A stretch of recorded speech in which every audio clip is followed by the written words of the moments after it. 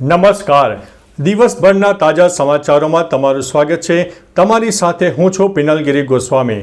સમાચારો વિસ્તારથી જાણીએ એ પહેલા મહત્વના સમાચારો ઉપર એક નજર. મિત્રો, આજની વિડીયોમાં સૌપ્રથમ વાત થશે હવામાન વિભાગનું એલર્ટ. શાળા અને કોલેજો બંધ. દેશની રાજધાની દિલ્હીમાં શિયાળાની ઠંડી વધી રહી છે. ગુજરાત સહિત અન્ય રાજ્યોમાં પણ ઠંડીનું જોર વધી રહ્યું છે. તેવામાં હવામાન વિભાગે કેટલાક રાજ્યોમાં વરસાદનું એલર્ટ જાહેર કર્યું છે. હવામાન વિભાગની માહિતી અનુસાર તામિલનાડુના કેટલાક જિલ્લાઓમાં ભારે વરસાદ થઈ શકે છે, જેના કારણે ચેન્નઈ સહિત 11 શહેરોમાં શાળાઓ બંધ કરી દેવામાં આવી છે. આ સાથે મહારાષ્ટ્ર અને કર્ણાટકમાં પણ હળવા વરસાદની સંભાવના રહેલી છે. મિત્રો, અન્ય મહત્વના સમાચારની વાત કરીએ તો ભારત 2035 સુધીમાં પોતાનું સ્પેસ સ્ટેશન સ્થાપશે. અંતરિક્ષ રાજ્યમંત્રી ડોક્ટર જીતેન્દ્રસિંહે બુધવારે દિલ્હીમાં એક પ્રેસ કોન્ફરન્સમાં જણાવ્યું હતું કે ભારત 2035 સુધીમાં તેનું સ્પેસ સ્ટેશન સ્થાપશે. તેનું નામ ઇન્ડિયા સ્પેસ સ્ટેશન રાખવામાં આવશે. આ સાથે 2040 સુધીમાં એક ભારતીયને ચંદ્ર પર મોકલવાની યોજના છે. 2025ના અંત સુધીમાં અથવા તો 2026ની શરૂઆતમાં ગગનયાન મિશન હેઠળ પ્રથમ ભારતીય અવકાશયાત્રી અવકાશમાં જશે. મિત્રો, અન્ય મહત્વના સમાચારની વાત કરીએ તો રિટાયર્ડ જેલરના ઘરે ટોળાએ ફાયરિંગ કરીને મચાવ્યો છે આતંક. પાટણ જિલ્લાના રાધનપુર શહેરની રામદેવ સોસાયટીમાં રાત્રે રિટાયર્ડ જેલર કરશન રબારીના ઘરે 5 થી 6 ઈસમોએ રાત્રિ વેળા 2 રાઉન્ડ ફાયરિંગ કરીને આતંક મચાવ્યો હતો. આ સાથે 2 જેટલી ગાડીઓને નુકસાન પણ કર્યું છે. રિટાયર્ડ જેલરના ઘરના બારીના કાચ ફોડીને તોડફોડ કરી હતી. બનાવની જાણ થતાં ઘટના સ્થળે પોલીસ પહોંચી ગઈ હતી અને આસપાસના સીસીટીવી કેમેરાના આધારે તપાસ હાથ ધરવામાં આવી છે.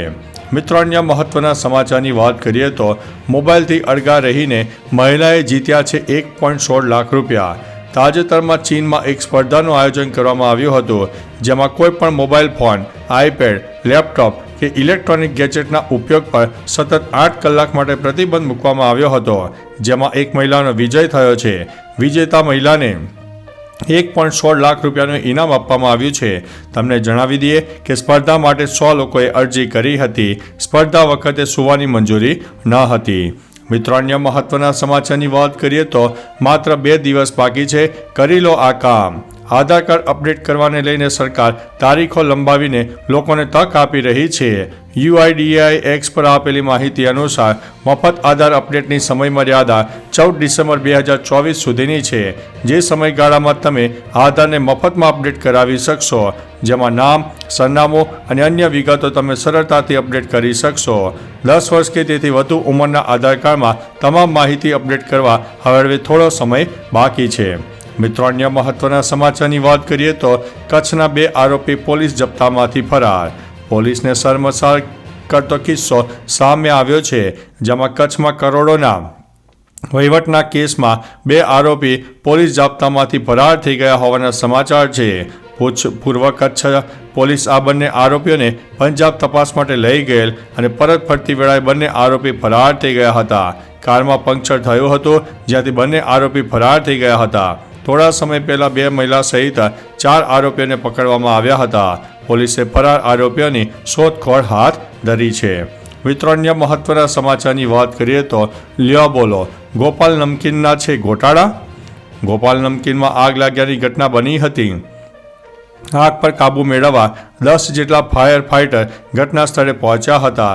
જોકે આ ઘટનાના વચ્ચે ગોપાલ મામલે મોટો ખુલાસો સામે આવ્યો છે, જેમાં 4 દિવસ અગાઉ જ CGSTએ કંપનીને 13.50 કરોડથી વધુની નોટિસ પાઠવી હતી. આગનું કારણ હવે શંકાના દાયરામાં છે કે આગ લાગી હતી કે લગાવવામાં આવી હતી. ખાસ કે આ ઘટનામાં કોઈ જાનહાનિના સમાચાર નથી. કંપનીમાં 2000 જેટલા કર્મચારીઓ કામ કરે છે. મિત્રો, અન્ય મહત્વના સમાચારની વાત કરીએ તો બાળકો પેદા કરવા અઠવાડિયામાં 3 રજા મળશે. જાપાનમાં જન્મદર ઘટી રહ્યો છે, જેમાં સુધારો લાવવા માટે સરકારે નવી પહેલ કરી છે. જાપાનની રાજધાની ટોક્યોમાં આવતા વર્ષથી અઠવાડિયામાં માત્ર 4 દિવસ કામ અને 3 દિવસ રજાનો નિયમ લાગુ કરાશે. લોકો બાળકો પેદા કરે તે માટે અઠવાડિયામાં 3 દિવસની રજા મળશે. ટોક્યોના ગવર્નરે આ જાહેરાત કરતાં કહ્યું છે કે આવતા વર્ષે એપ્રિલથી સરકારી કર્મચારીઓ પાસે અઠવાડિયામાં 3 દિવસ રજાનો વિકલ્પ હશે. મિત્રો, અન્ય મહત્વના સમાચારની વાત કરીએ તો ગુજરાતની આ પંચાયત સમગ્ર દેશમાં પ્રથમ ક્રમે આવી છે. ગુજરાત માટે ગર્વના સમાચાર સામે આવ્યા છે. પંચમહાલ જિલ્લાની વાવ કુલ્લી 2 પંચાયતને સુશાનની શ્રેણીમાં સમગ્ર દેશમાં પ્રથમ પુરસ્કાર પ્રાપ્ત થયો છે. દીનદયાળ ઉપાધ્યાય પંચાયત સતત વિકાસ પુરસ્કાર 2024 અંતર્ગત રાષ્ટ્રપતિ દ્રૌપદી મુર્મુના હસ્તે આ પુરસ્કાર આપવામાં આવ્યો છે. સીએમ ભૂપેન્દ્રભાઈ પટેલે ગ્રામજનોને અભિનંદન આપતા એક સુપર એક વિડીયો પણ શેર કર્યો છે. મિત્રો, અન્ય મહત્વના સમાચારની વાત કરીએ તો લવ જેહાદને લઈને હર્ષ સંઘવીનું મોટું નિવેદન સામે આવ્યું છે.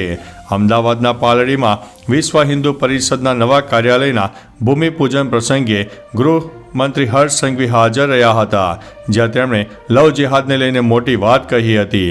તેમણે કહ્યું છે કે ગુજરાતના ખૂણે ખૂણે ભૂપેન્દ્રભાઈ પટેલનો દંડો લવ જેહાદની સામે છે અને પોલીસ કાર્યવાહી પણ કરી રહી છે. રાજ્યની ભોળી દીકરીઓને ફસાવવાના પ્રયાસ કરનારની સામે પોલીસ સક્રિયતાપૂર્વક કામ કરી રહી છે અને આ કિસ્સામાં માતા પિતાને દીકરી પરત કરી છે. તો ચાલો મિત્રો, ફરીથી દેશ અને દુનિયાના સુપરફાસ્ટ સમાચાર લઈને મળતા રહીશો.